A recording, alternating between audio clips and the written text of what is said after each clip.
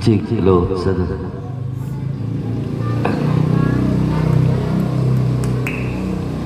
Assalamualaikum warahmatullahi wabarakatuh.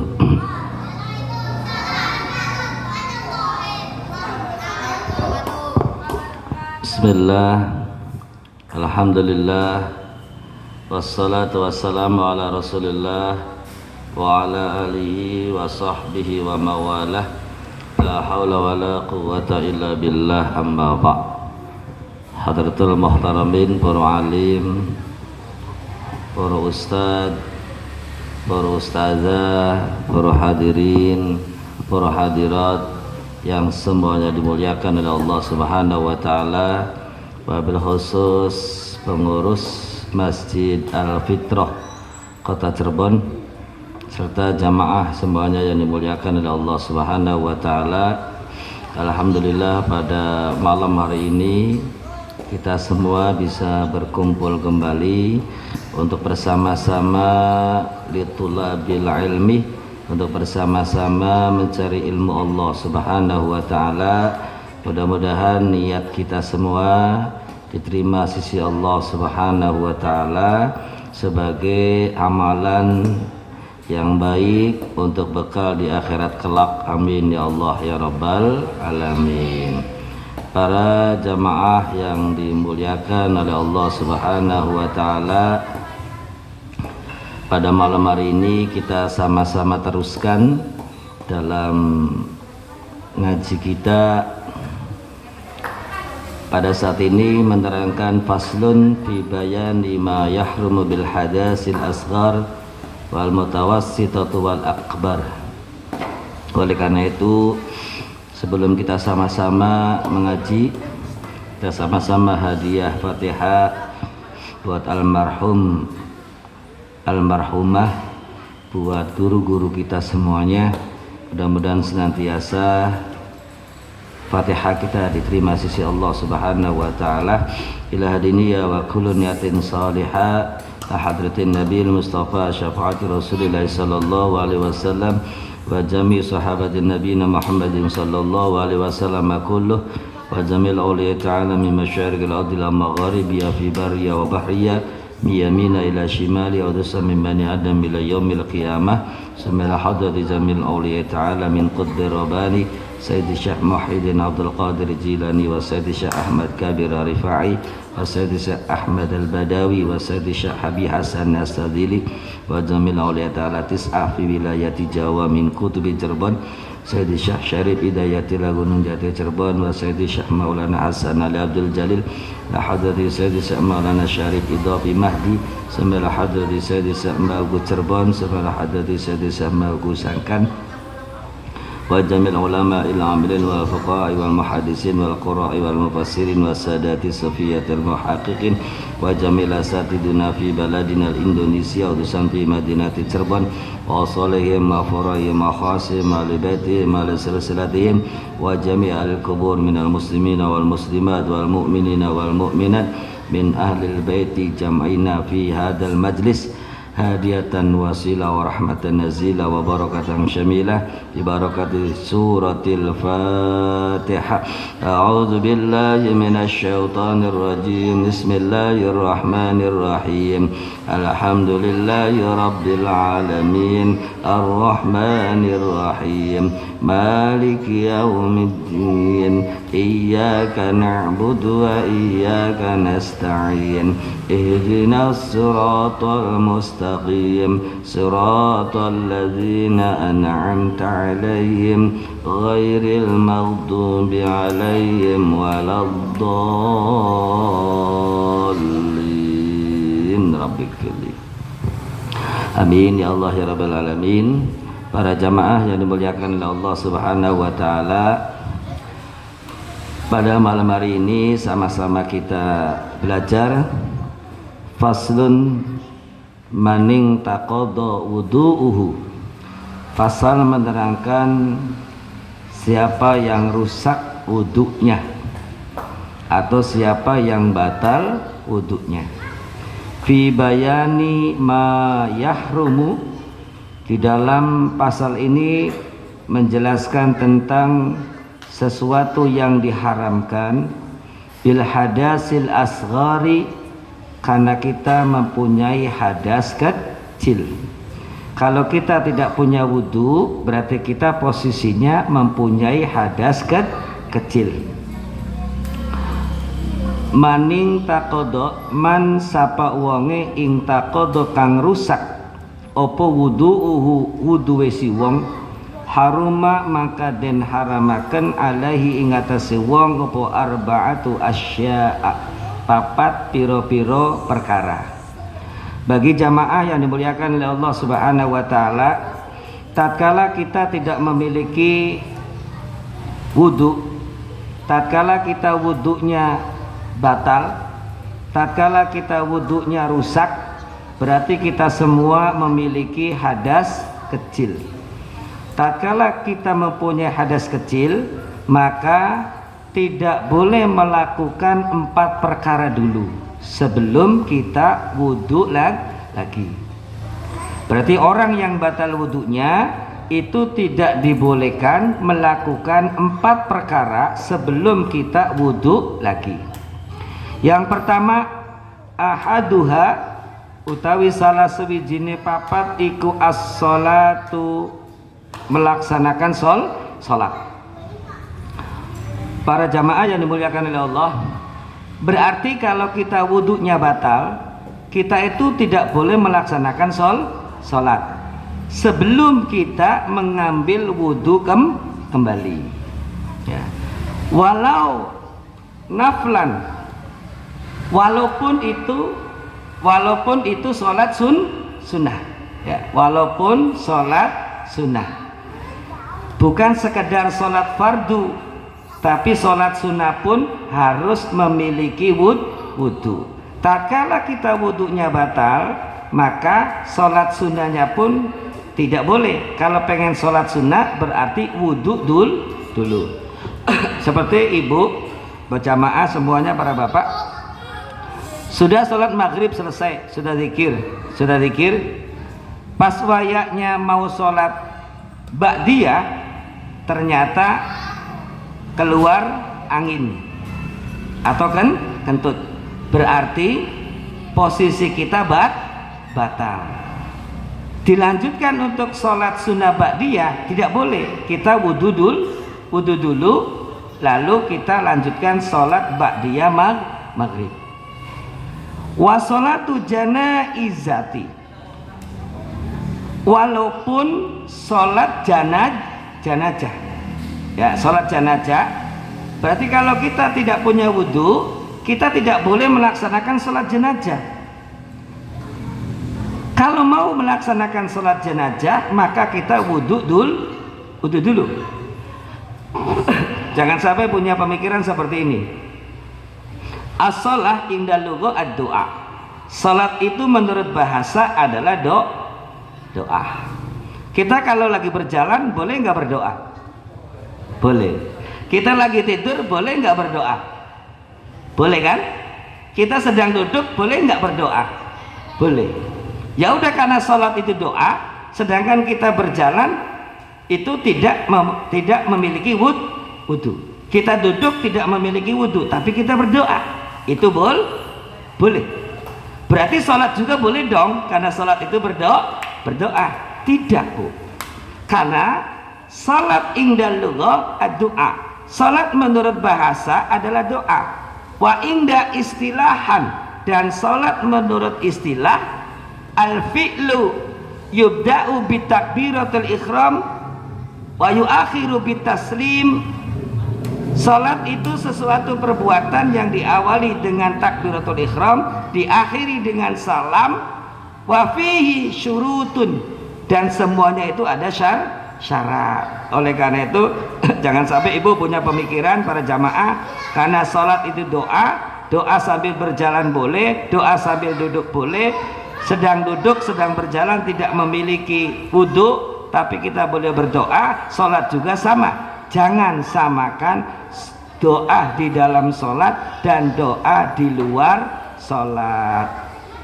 Para jamaah yang dimuliakan oleh Allah Subhanahu wa taala, dan diteruskan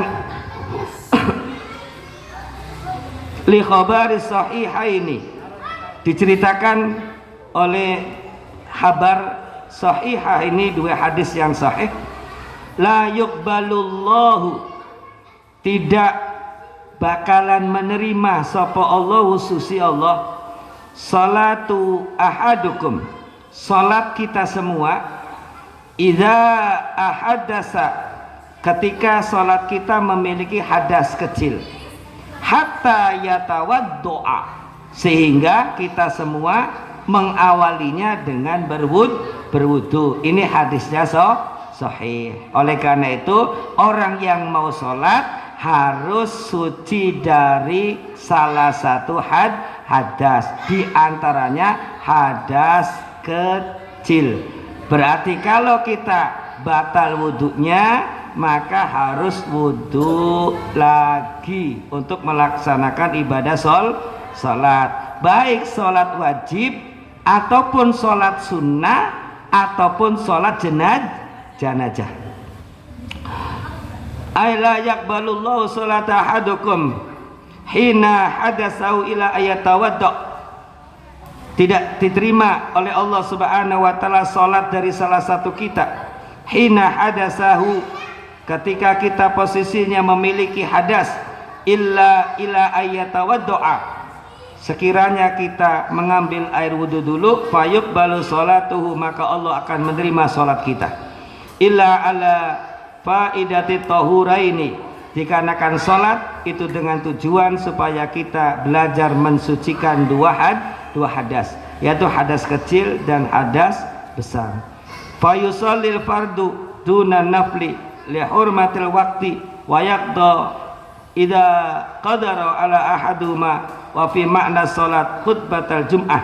Sama di sini disebutkan fayusalli fardhon dunan nafli li hurmatil waqti. Nah, ini saya baca sarahnya. Fayusalli, maka salat sopo salah sewijini kita semua, fayusalli, maka salat kita semua, al fardho, salat fardu, dunan nafli, bukan salat sunnah, li hurmatil waqti, karena menghormati waktu. Contohnya begini, Bu. Posisi ibu di suatu tempat, bapak di suatu tempat. Di tempat itu bapak ibu tidak menemukan air. Di tempat itu bapak ibu tidak menemukan debu. Posisi bapak ibu itu najis, bajunya, celananya, tidak mempunyai wudhu.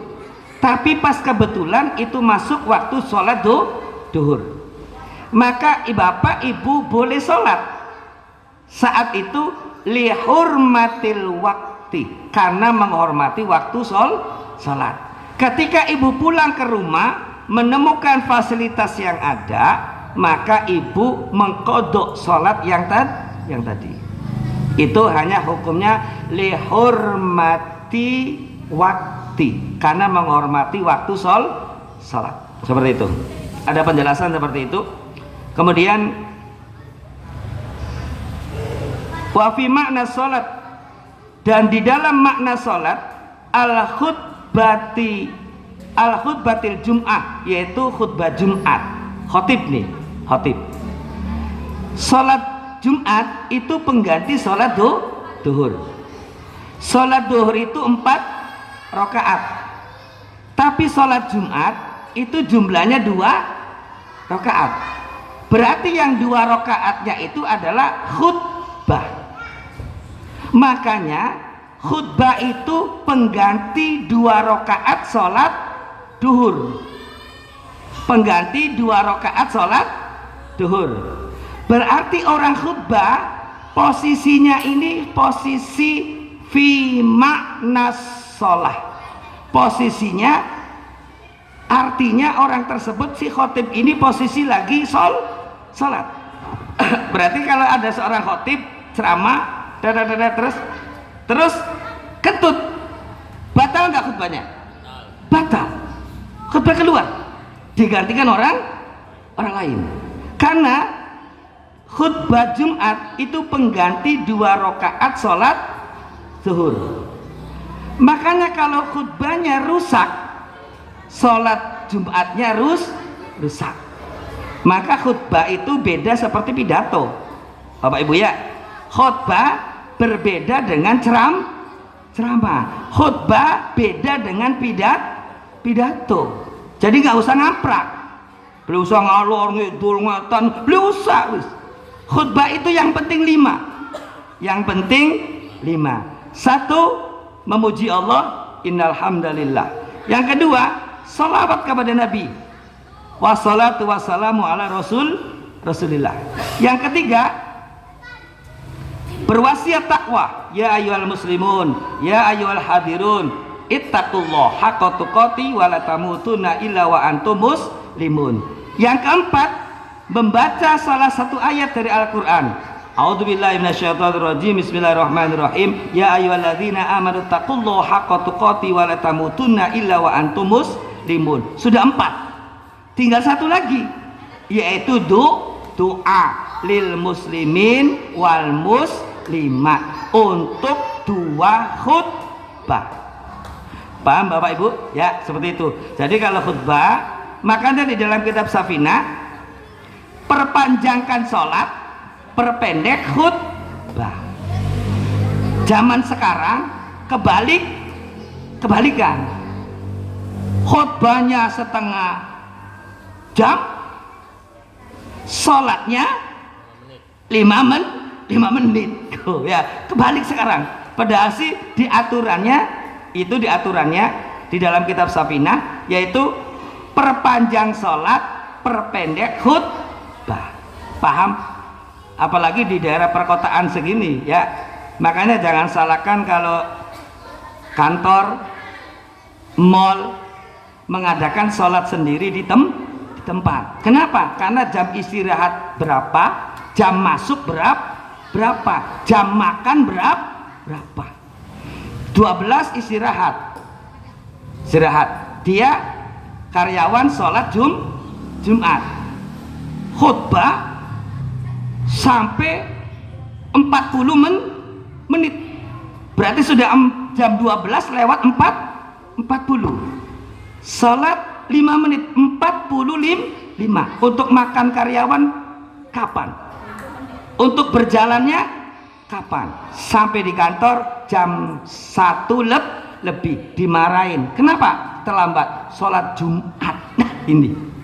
Oleh karena itu dimanage para jamaah yang dimuliakan Allah Subhanahu wa taala, berarti khutbah itu sama dengan sholat. Berarti seorang khotib posisinya lagi sholat. Berarti kalau khotib kentut itu batal. Makanya saya nggak setuju ada di sebagian masjid di mimbarnya dikasih minum. Di mimbarnya dikasih minum. Berarti ketika khotib batuk lalu minum. Orang sholat boleh minum tidak? Tidak boleh, batal. Ini maka saya bicara seperti itu, esokan hari Jumat berikutnya nggak ada minumnya. Nah ini jangan sampai disediain akwa. Khawatirnya khutbah kedua, khutbah pertama duduk, lalu ingin naik khutbah kedua, posisi khutbah pertama dan kedua itu nyambung. Posisinya seolah-olah fi makna sholah, itu sedang sholat 2 rakaat. Jangan sampai khutbah pertama duduk terus minum, terus naik khutbah kedua. Nah posisi dia kan lagi sholat, maka jangan minum. Paham bapak-bapak? Ya, diingat-ingat ini di dalam saya baca bukan matannya tapi sarah Safinahnya, wa fi makna sholat, dan di dalam arti daripada sholat al khutbatul jum'ah, yaitu khutbah Jumat. Khutbah Jumat itu posisi khotib sama dengan sholat 2 rakaat. Paham Bapak Ibu? Nah, berarti ini saya sama-sama belajar. Berarti posisi sholat duhur itu hukumnya wajib. Sholat Jumat posisinya wajib, ya kan? Wajib. Berarti kalau sholat Jumat posisinya wajib, mendengarkan khotib itu wajib tidak? Halo? Berarti posisinya wajib. Sedangkan kita qobliyah, sholat sunnah qobliyah zuhur, atau kita sholat tahiyatul masjid, khotib sedang khutbah kita sholat. Halo?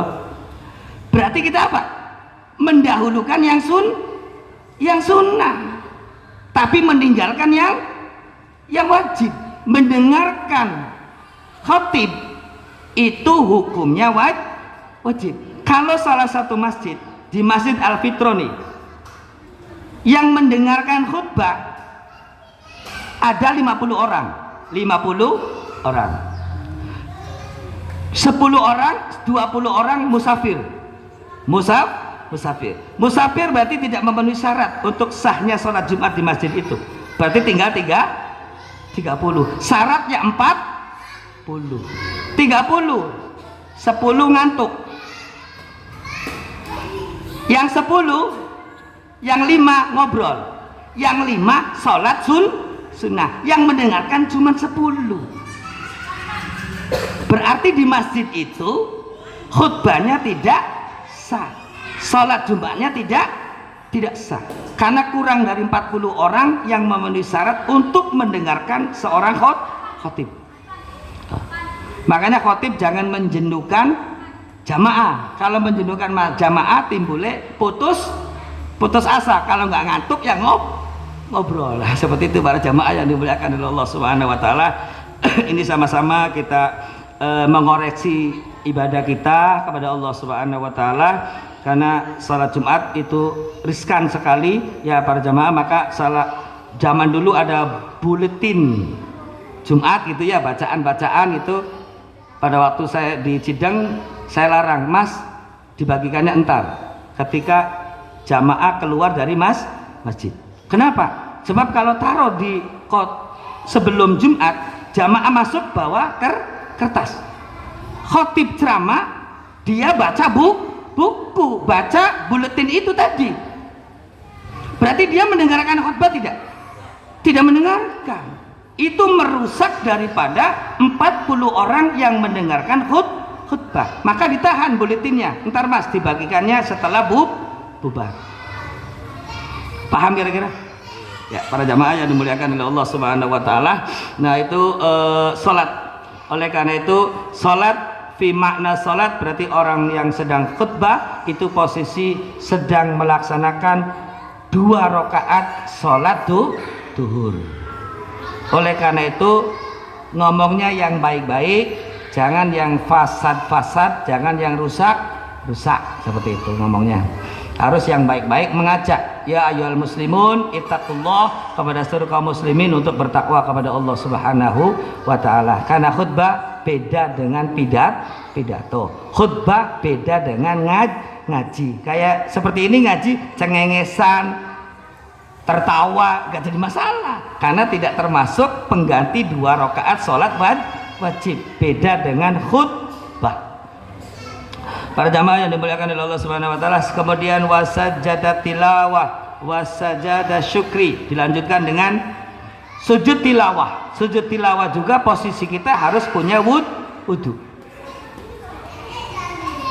Wasujudu syukur atau wasolatu syukri, dan sholat syukur. Sholat syukur juga kita posisi harus punya wudu.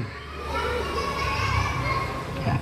Berarti orang yang sholat wajib harus punya wudu, orang sholat sunnah harus punya wudu, orang yang sedang khutbah itu pun posisinya sama dengan 2 rakaat sholat duhur, berarti harus punya wudu yang sempurna. Seperti itu. Seperti sujud tilawah itu pun harus punya wudu, kemudian sujud syukur pun harus punya wudu. Seperti itu para jamaah yang dimuliakan oleh Allah. Ini juga supaya para jamaahnya paham. Jangan sampai khotibnya paham tapi jamaahnya tidak paham. Khawatirnya seperti ini, ada khutbah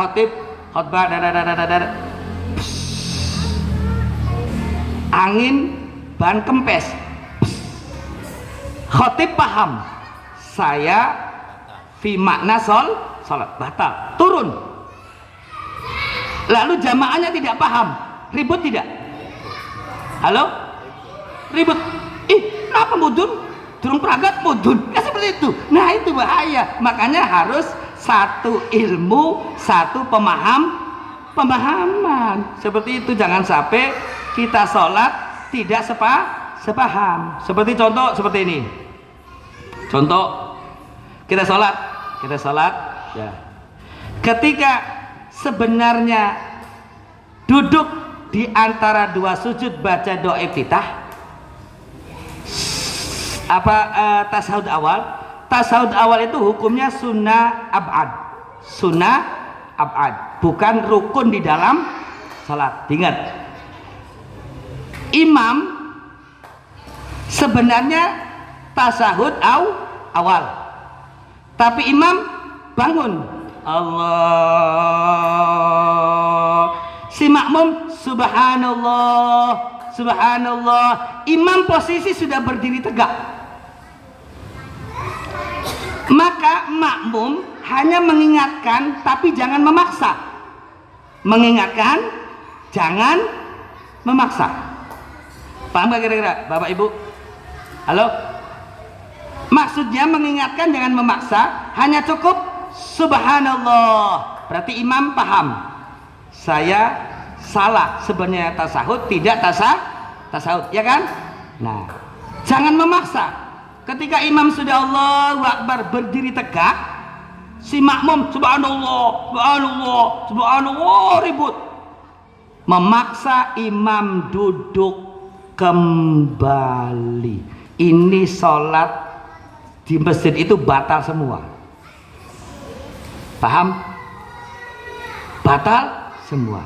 Jadi kalau duduk di antara membaca tasawuf awal itu hukumnya sunnah ab'ad, diganti di akhir sholat sebelum salam sujud sahwi. Ketika posisi imam sudah berdiri tegak, berarti imam tidak boleh turun lagi kecuali masih proses Allah subhanallah baru duduk.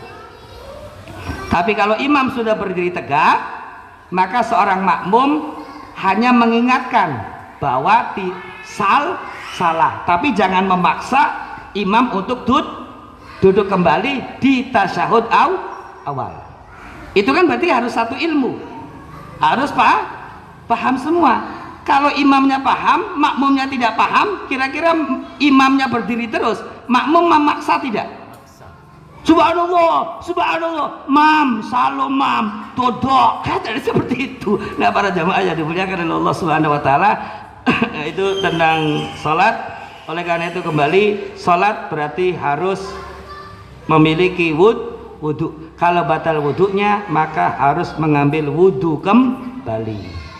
Wasaniha, dan yang nomor 2 dari 4 yang tidak dibolehkan orang yang batal wudhunya, yaitu at-tawafu, orang yang melaksanakan tawaf fardon aw naflan katawafil qudumi lil khabaril hakim, baik tawaf fardu ataupun tawaf sunnah, katawafil qudum, kayak seperti tawaf untuk pembukaan pertama di khabaril hakim, dihabarkan oleh Imam Hakim, at-tawafu bimanzilatis salat, tawaf itu seperti menurunkannya salat. Artinya apa?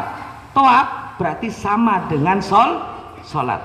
Oleh karena itu orang tawaf harus punya wudhu. Illa annallaha ahalla fi annatku famannatku fala yantiku illa bi khair. Hanya di dalam tawaf, menurut Imam Hakim, tawaf itu sama seperti menurunkan salat.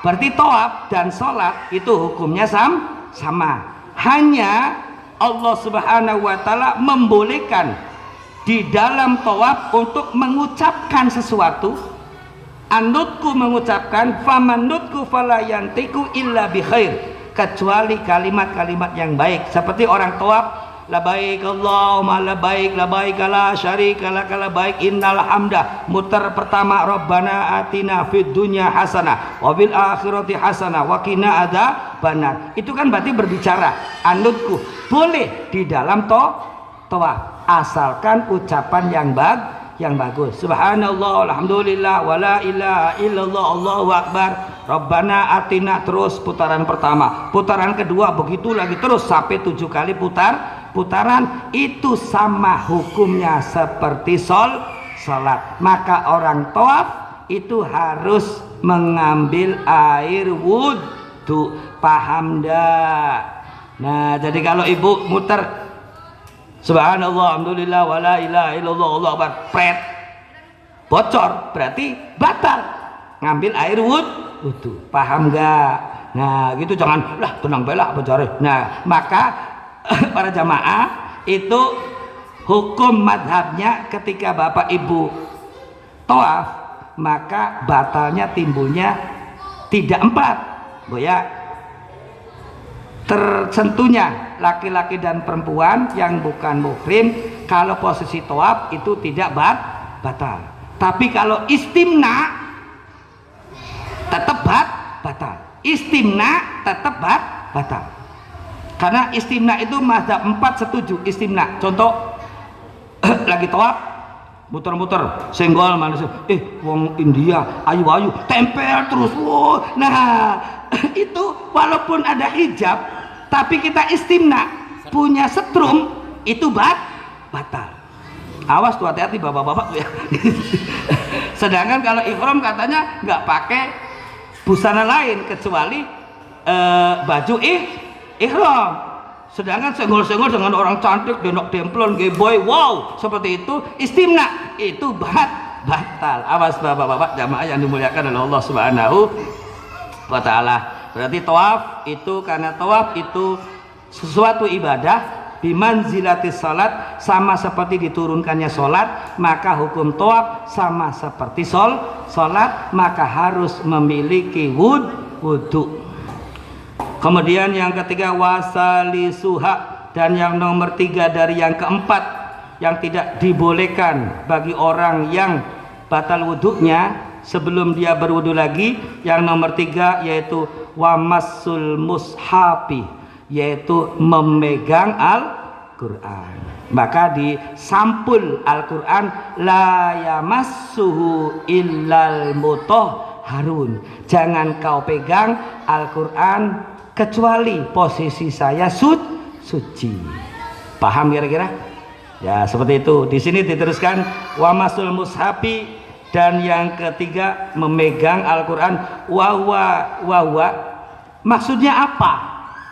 Wa kullu ma kataba alaihi Qur'anan lidirasatin walau amudin walau luhan au jildan au kirtosan wa kharaja bidzalika tami'ati wa ya ma yaktubu biha syai'un minal qur'ani litabaruk wa ta'alluq ala ra'si masalan fala yahrumu miswa wa la yahmilu damun mushafan harfan fa idza katabal qur'an kulluhu la yuqalu lahu walau safran. Nah, dijelasan di sini yang penting ada tulisan Al-Qur'an. Walaupun Al-Quran itu ditulis di kertas, berarti ketika posisi kertas ditulis ada ayat Al-Quran, berarti kertas ini tidak boleh dipegang oleh kita kecuali posisi kita posisi mempunyai wudhu. Kalau wudhu kita batal, berarti tidak boleh memegang kertas yang ada tulisan Al-Qur'annya. Paham Ibu? Ya Bapak, ya seperti itu. Yang penting ada tulisan. Ada Bapak dan Ibu bertanya, saya yang jawab. Gimana kalau pelajaran sekolah? Pelajaran sekolah kan tulisannya banyak. Ya kalau pelajaran sekolah itu karena tulisannya bukan hanya Al-Quran saja, tapi ada penjelasan-penjelasan pelajaran yang lain, maka yang tidak boleh dipegang hanya ayat Al-Qurannya saja. Tapi Bu, hanya ayat Al-Quran. Contoh di sini tulisan nih, Indonesia, oh dedar, ini hadis, ini Indonesia, ini hadis. Al-Qurannya cuma satu baris. Berarti antara tulisan Al-Quran, bacaan Al-Quran dan bacaan yang lain lebih banyak bacaan yang lain. Maka ketika kita batal wudhunya, boleh pegang kertas ini, tapi jangan pegang tulisan Al-Quran. Paham ya? Ya. Kemudian seterusnya warabi yang nomor 4, yang nomor berapa masul mushaf, wahamluhu yang nomor 4 yaitu wahamluhu dan nanggung mushaf. Nanggung mushaf itu artinya membawa Al-Quran, membawa Al-Quran. Ini ibu-ibu nih, halo ibu. Ibu-ibu sering kan biasanya sering ngaji yasinan ya? Ya, ibu-ibu sering ngaji yasinan. Sudah wudhu di rumah, wudhu, terus pakai krim siang, pakai krim malam, pakai bedak, sudah cantik, pengen menghadiri pengaji yasinan di rumahnya A. Ibu bawa tas, bawa apa aja? Tas. Kemudian bawa tas, yasinnya ditaruh di tas, taruh di tas. Posisi ibu tadi punya wudhu, pas di jalan cekuk, lalu keluar angin, prot, berarti ibu batal, ya kan? Batal. Kalau di tas ini cuman hanya ada surat Yasin, maka ibu cepat-cepat menaruh tas tersebut. Ibu wudhu, paham? Tapi di tas ini isinya banyak, Jemul, banyak. Ada Yasin, lapisan berikutnya ada kue, lapisan berikutnya ada aksesoris, lapisan berikutnya ada tisu, lapisan berikutnya ada macam-macam. Satu tas ini seperti pasar, isinya penuh. Tak kala ibu di situ ada surat Yasin, kemudian ibu berjalan ternyata keluar angin, pret, kentut, berarti ibu batal. Ibu alihkan niat saya bawa tas isinya adalah kue, jangan niat ada Al-Quran. Paham? Ya, seperti itu. Cepat mengahli niat, karena posisinya di dalam tas ini bukan hanya Al-Quran, tapi banyak barang yang lain. Ya, sebelum ke pertanyaan, saya nanya. Sebelum saya tanya, saya jawab. Halo ibu, bapak, sekarang kan canggih. Tidak bawa Yasin, pas acara Yasinan bawanya HP, apa aja? HP. Tapi ketika HP ini dibuka, trot, muncul surat Yasin, maka HP ini sama dengan tulisan Al-Quran. Posisi bapak ibu harus wudhu. Paham nggak Bu? Kenapa? Karena ini kertas ditulis nasibnya jadi kitab kuning, ya kan? Ada kertas yang lain, lalu nasibnya jadi bungkus kacang. Ada kertas yang lain, nasibnya jadi bungkus nasi uduk. Ada kertas yang lain, nasibnya jadi bungkus gorengan. Paham kan? Berarti kertas saja nasibnya beda. Tapi posisi kertas, ketika posisi kertas nasibnya ditulis untuk tulisan Al-Quran, maka kertas ini diciumin oleh orang-orang cantik. Shadaqallahul adzim, Shadaqallahul adzim, diciumin oleh orang ganteng-ganteng, ya kan? Tapi kalau nasibnya jadi bungkus nasi wuduk, apakah diciumin kertas ini? Tidak, nggak enak. tas uduknya, tapi habis kruwes plus, ya kan? Itu nasib. Oleh karena itu sama dengan HP. Ketika HP ibu tonton Yuta, bocah cilik Yuta, maka di sini isinya Yuta. Dipencet Teletubbies, thread isinya Teletubbies, ya kan?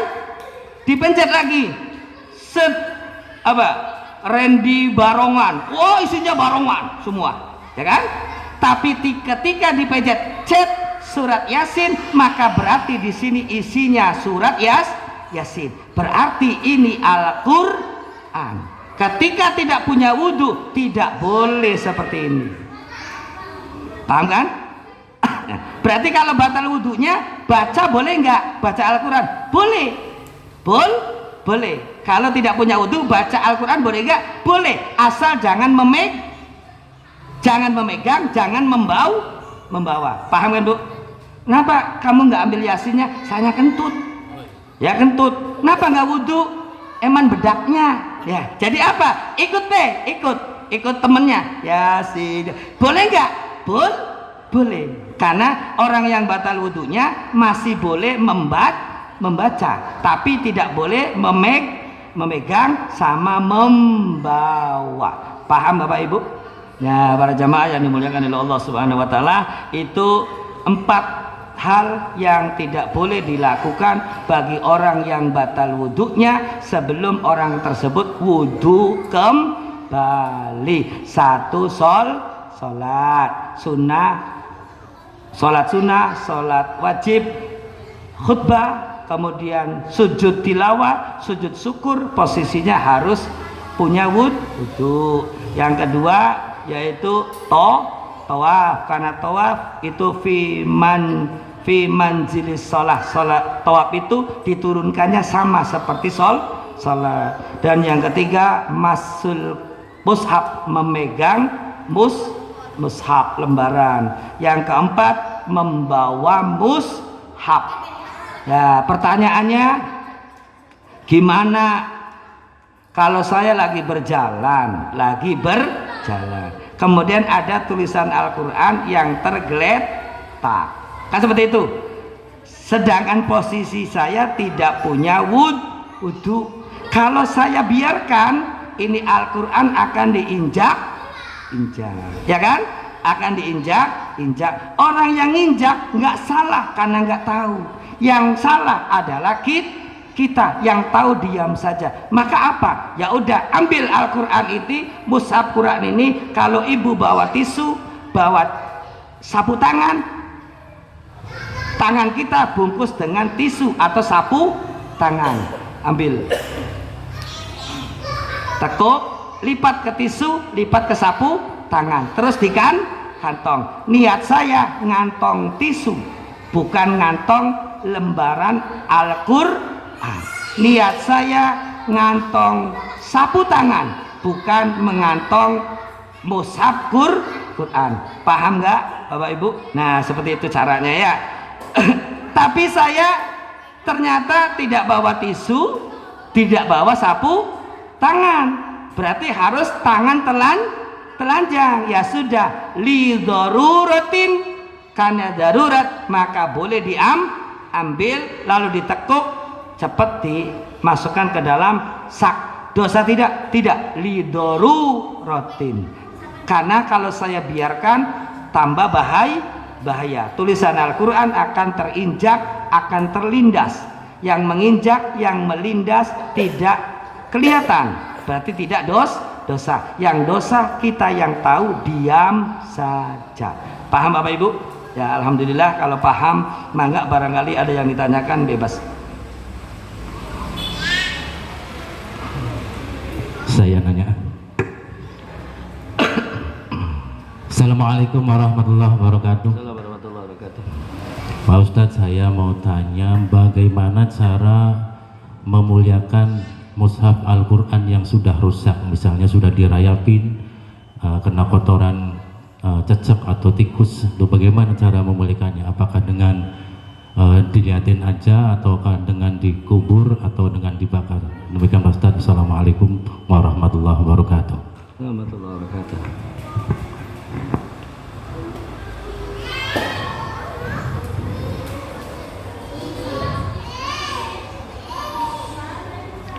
Para jamaah yang dimuliakan oleh Allah Subhanahu wa taala, ketika tumpukan Al-Qur'an, ya Al-Qur'an karena sering dibuka-buka timbul jadi rusak, lampirnya rusak segala macam sehingga tertumpuk semuanya. Al-Qur'an ini mushaf itu artinya lembaran. Kalau Al-Qur'an berarti sudah terbentuk buku. Ya, mushaf ini lembaran-lembaran ini banyak tertumpuk, tercecer. Supaya diamankan maka kita simpan nggak mungkin karena kita tidak punya gudang. Contoh ya, kalau disimpan di suatu tempat ntar campur dengan barang yang lain, seolah-olah kita menyamakan mushaf dengan barang yang lain, namanya kita tidak menghormati. Maka ada ulama yang mengatakan kita gali tanah, setelah digali kemudian Al-Qur'an ditaruh di situ, dibakar tapi ditutup supaya ininya tidak terbang, dibakar tapi ditutup posisinya. Tatkala sudah selesai, sudah menjadi abu semua, maka kita uruk seperti itu. Nah, tapi ditutup, jangan sampai dibuka, kena angin, khawatir terbang seperti itu ya. Tapi ada yang mengatakan itu abunya dimasukin di gelas, dikasih kopi, kusi ngarang ngarang ya. Para jamaah kasih kopi terus diminum, kayak cerdas, pinter, bohong. Tidak ada, itu adalah orang zaman dulu. Kalau toh iya, paling yang punya ilmu yang mengasihkannya, kan seperti itu, yang mengasihkannya seperti itu. Nah, para jamaah yang dimuliakan oleh Allah Subhanahu wa taala, kalau yang mengasihkannya, "Dek, diminum ini." Ya paling hikmahnya adanya kepada orang yang mengasihkannya tersebut, bukan kepada gelas yang ada kopinya terus dicampur abunya Quran, kan seperti itu. Para jamaah yang dimuliakan Allah, paling kalau iya toh benar, itu paling hikmah dari yang mengasihkannya.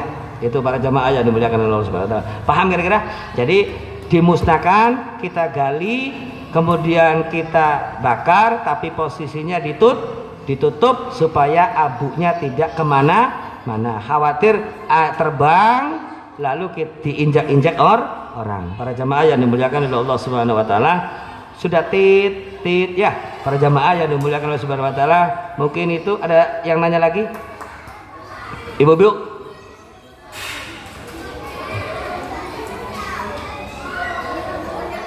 Jadi posisinya tetap harus berwudu tuh, lagi mau membakar. Ya, para jamaah, berarti ketika posisi kita memproses, tetap kita harus punya wudu, karena yang kita amankan adalah mushaf, kan pasti megang, remok kan seperti itu. Tetap ini mushaf, tetap mushaf Quran walaupun sudah jelek, kan seperti itu. Bukan karena kita menghormati kertasnya, kan seperti itu, tapi yang kita hormati adalah tulisan yang tertulis di kertas tersebut. Seperti saya sampaikan, nasib kertas beda, tapi yang ditulis di Al-Quran, nasib kertas itu menjadi mulia, seperti itu. Berarti yang membakarnya, yang memprosesnya itu tetap harus punya wudu, karena orang memproses, membakar itu pasti mashu, memegang, wahamlu, dan membawa. Berarti harus punya wudu, seperti itu. Cukup? Halo Ibu, ada yang ditanyakan? Perasaan saya sudah jelas deh. Sudah ada pertanyaan, saya jawab sendiri, maksudnya begitu ya. Para jamaah yang dimuliakan oleh Allah Subhanahu wa taala, ada Ibu, Bapak, bebas.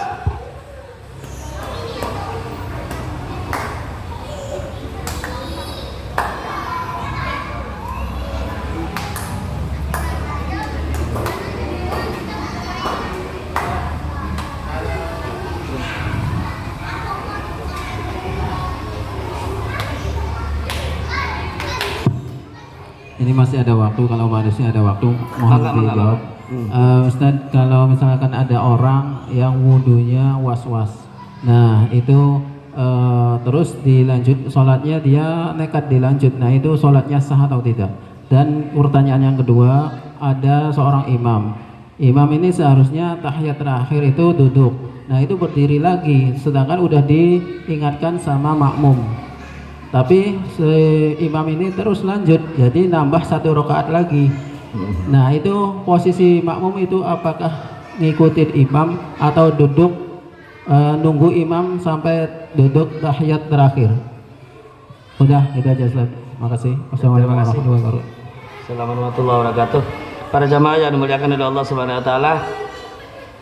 Sekali lagi kita ibadah itu harus yakin. Harus yakin. Karena Allah itu tergantung prasangka kita semua. Maka kita segala sesuatu harus yakin. Jangan penuh dengan syak atau ragu. Karena keraguan itu salah satu senjatanya setan. Itu syak. Maka kita posisi harus yakin. Pertanyaannya, ketika kita wudu. Ketika wudu, kita tuh ragu atas kesahan daripada wudu. Begitu kan ya? Sah atas kesahan wudu. Contoh, perasaan saya lagi wudu tadi membasuh mukanya cuman begini saja, tidak seperti ini. Atau tatkala sudah wudu kita jalan, ternyata kok kaki kita ada apanya ya? Pas dibuka, dipegang, ternyata ada nasi yang sudah lengket. Maka saat itu kita ragu nih, berarti tadi delamakan kaki kita terkena air tidak, nasi tersebut. Nah kalau ragu tapi ada sebab, maka kita yakinkan keraguan itu suatu kebenaran. Kita wudu lagi. Kenapa? Karena keraguan itu ada sebab. Seperti tadi, perasaan jalannya nggak enak sih. Pasti lihat kakinya ternyata ada, kalau di Cideng ya nasi yang keinjak. Ternyata oh iya, keraguan saya, oh ini wudu saya khawatir tidak sah karena delamakan kaki tertutup, salah satu anggota wudu tertutup oleh nasi, maka saya wudu lagi. Dia nggak wudu, memaksakan sholat. Nah ini berarti dia sholatnya tidak sah karena keraguan wudu itu berdasarkan salah satu syarat yang tidak terpenuhi sahnya wudu, yaitu ada salah satu anggota wudu yang pori-pori kulitnya tertutup oleh sesuatu sehingga air itu tidak bisa mengaliri seluruh anggota wudu. Dipaksakan salatnya, maka salatnya tidak sah. Kenapa? Keraguan wudu yang berdasar. Tapi kalau keraguan wudunya tidak berdasar, subhanallah, wah sampai 10 kali. Setelah selesai, saya tuh niatnya dibarengin dengan basuh muka tidak ya? Keder. Nah itu ketika posisi bapak ibu wudu enggak pas satu kali jatuhnya air ke muka, kedua kali barangkali pas, ketiga kali barangkali pas, kan seperti itu. Berarti itu jangan sampai dijadikan sebagai syak, jangan dijadikan sebagai keraguan. Yang penting niat di dalam hati, kemudian saya membasuh perbuatan setelah niat. Adapun pas atau tidak niatnya dan membasuh mukanya, itu masuk muka 3 kali, enggak pas yang pertama, yang kedua, terus seperti itu. Yakinkan dalam hati bahwa saya sah kalau tidak ada sebab yang terlihat seperti tadi. Jamaah yang Allah Subhanahu wa taala. Kemudian ada ketika posisi sebenarnya sebenarnya tahiyat akhir. Kalau tahiyat akhir itu berarti rukun di dalam sholat. Rukunnya duduknya, baca tahiyatnya, baca sholawat selawatnya. Berarti 3 rukun ketika duduk tahiyat akhir. Makmum subhanallah, subhanallah. Imam Allahu akbar, subhanallah, subhanallah. Maklum yang namanya lupa, tertutup semua telinga, Pak. Tertutup semua. Subhanallah. Bapak Ibu yang paham sudah subhanallah, maka Bapak Ibu jangan ikuti imam. Bisa Bapak Ibu mufarroqoh. Mufarroqoh itu lepas dari gandengan. Niat saya pisah dari imam.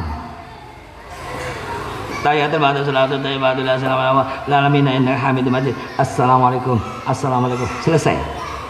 Itu berarti si makmum dapat jamaah, menjadi sholat jamaahnya dapat. Yang kedua, sah karena saya tahu bahwa itu lebih rokaatnya, saya nggak ikut-ikutan, saya pisah dari gandengan. Seperti itu. Yang bagusnya sih mufarroqoh, pisah dari imam. Seperti itu jamaah. Tapi kalau duduk saja gimana? Duduk saja nggak apa-apa, tapi niat mufarroqoh fi rokaatil akhir. Saya niat mufarroqoh dalam rokaat tersebut. Imam duduk lagi, imam salam, kita ikut salam. Itu boleh. Nah, para jamaah yang dimuliakan oleh Allah Subhanahu wa taala, itu ada sujud sahwinya, tidak ada sujud sahwi karena itu menambahkan rukun di dalam salat. Beda seperti tahiyat awal. Kalau tahiyat awal hukumnya sunnah abad. Itu saja mungkin tergampang disambung. Selasa depan mudah-mudahan tidak hujan besar campur angin.